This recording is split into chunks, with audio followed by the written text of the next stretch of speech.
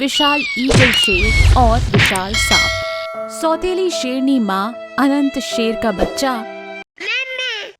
जंगल का राजा मुफासा पत्नी की मौत के बाद अपने बेटे सिम्बा की देखभाल के लिए रोमा नाम की शेरनी से दूसरी शादी कर लेता है। रोमा बड़ी ही दुष्ट और लालची शेरनी थी। उसका एक बेटा था रुद्र। रोमा नहीं चाहती थी कि सिम्बा जंगल का राजा बने। एक दिन मुफासा ये घोषित करता है कि सिम्बा ही इस जंगल का होने वाला राजा है। ये सुनकर रोमा गुस्से से आग बबूला हो जाती है। आखिर ये बुढ़ा अपने आप को समझता क्या है? तुम्हें छोड़कर उस सिम्बा को कैसे जंगल का राजा बना सकता है? माँ, अगर वो सिम्बा जंगल का राजा बन गया तो मैं इस जंगल को तबाह और बर्बाद कर दूंगा। कि दूसरी ओर जंगल में शोर मच जाता है। सारे जानवर इधर उधर भाग रहे थे। अरे अरे लोमड़ी, क्या हुआ? भागो भागो, जंगल में एक विशाल सांप आया है, सब अपनी जान बचाकर भागो। जंगल में एक विशाल और भयानक सांप आया था जो जानवरों को डसते हुए आगे बढ़ रहा था। इतने सारे जानवर इस जंगल में तो मजा ही आ जाएगा। जब ये बात मुफासा को पता चली तो वो गुस्से में आग बबूला हो गया। वो सांप को मारने के लिए उसके सामने पहुंचा। कौन हो तुम और तुम्हारी हिम्मत कैसे हुई मेरे जानवरों को परेशान करने की? अरे ओ बुड्ढे, मुझे सवाल करने वाले बिल्कुल पसंद नहीं। और ये कहकर सांप अपनी पूंछ से मुफासा को जोर से मारता है। मुफासा दूर जा गिरता है। झाड़ी में छुपा रुद्र और रोमा ये सब देख रहे थे। दोनों चुपके से मुफासा के पास जाते हैं। मुफासा दर्द के मारे तड़प रहा था। रोमा, मेरी मदद करो।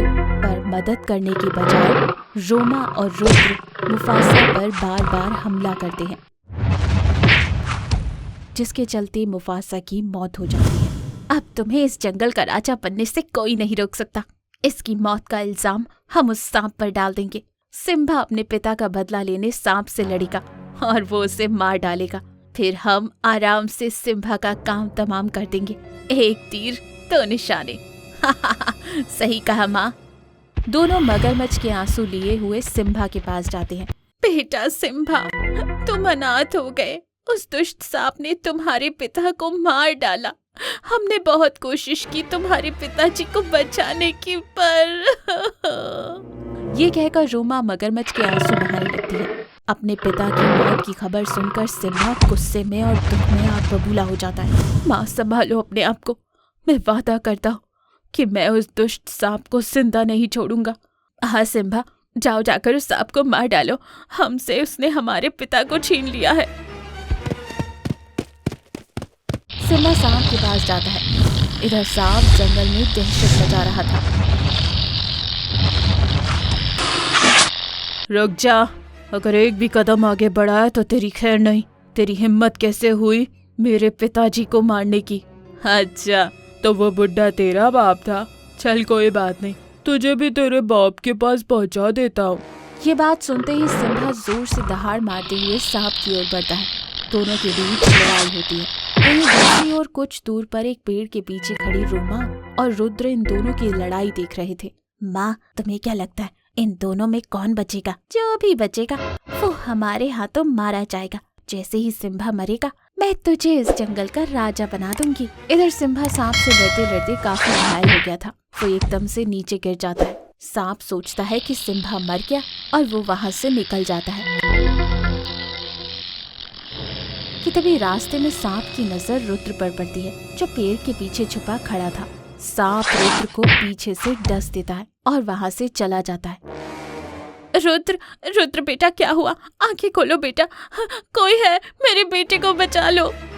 रोमा फूट फूट कर रो रही थी। उसकी आवाज सिम्बा के कानों में पड़ती है। सिम्बा एकदम से जाग जाता है। माँ, तुम घबराओ नहीं, मैं रुद्र को कुछ नहीं होने दूंगा। सिम्बा भालू वैद को बुलाता है। इस सांप का असर बहुत ही खतरनाक है। अब रुद्र को केवल एक ही जानवर बचा सकता है। कौन है वो? बताओ, मैं अभी जाकर उसे ले आता हूँ। नहीं सिम्बा, ये इतना आसान नहीं जितना तुम समझ रहे हो। इससे तुम्हारी जान को भी खतरा हो सकता है। तुम मेरी चिंता मत करो, बस मेरे भाई की जान बचा लो। बताओ वो कहाँ है? वो एक विशाल बाज है, जो जंगल के उत्तरी दिशा में रहता है। सिम्बा बिना देरी किए बाज को ढूंढते हुए निकलता है। काफी दूर जाने के बाद सिम्बा को बाज नजर आता है। रुक जाओ, तुम यहाँ तक आ गए हो पर यहाँ से जिंदा वापस नहीं जाओगे। मुझे अपनी जान की परवाह नहीं है, मैं यहाँ अपने भाई की जान बचाने आया हूँ। ये कहकर सिम्बा बाज को सारी बात बताता है। मुझे तुम्हारी मदद की जरूरत है। बाज अपनी जादुई शक्ति से सिम्बा के शरीर से जुड़ जाता है और वो एक विशाल बाज शेर बन जाता है। वो उड़ता हुआ सीधे जंगल में आता है। विशाल सांप और विशाल शेर बाज की लड़ाई होती है।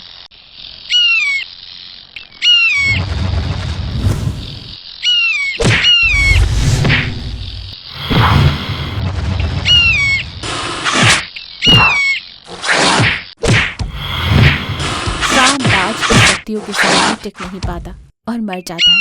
जैसे ही सांप मर जाता है,